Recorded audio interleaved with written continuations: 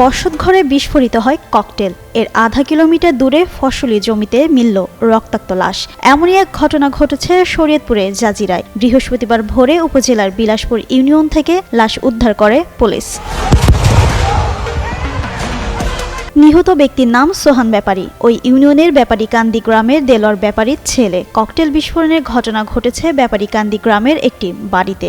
সোহানের পরিবারের সদস্যরা জানান, এলাকায় পূর্ব বিরোধের জেরে সোহানের নামে মামলা হয়েছিল। তিনি রাতে সাধারণত বাড়িতে থাকতেন না। গেল বুধবার রাত 11টার দিকে তিনি বাড়ি থেকে বের হন। আর বোন মাজেদা আক্তার বলেন, স্থানীয় নাসির ব্যাপারীর সঙ্গে তার ভাইয়ের বিরোধ চলছিল। তার নামে মামলা থাকায় বাড়িতে থাকতে পারতেন না। এলাকার বিভিন্ন বাড়িতে পালিয়ে থাকতেন।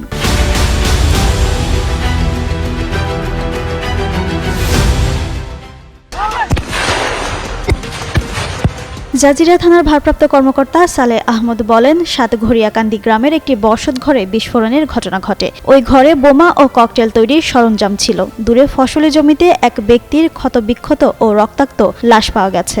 এ ঘটনা কিভাবে ঘটেছে এবং ওই ব্যক্তির মৃত্যু কিভাবে হয়েছে তা খতিয়ে দেখা হচ্ছে। পুরো এলাকা পুলিশ ঘিরে রেখেছে।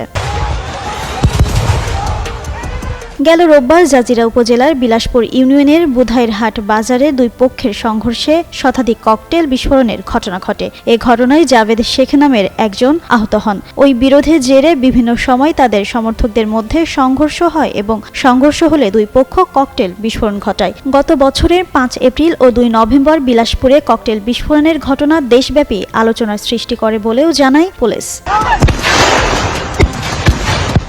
জিনাত আরা ঋতু, যুগান্ত নিউজ।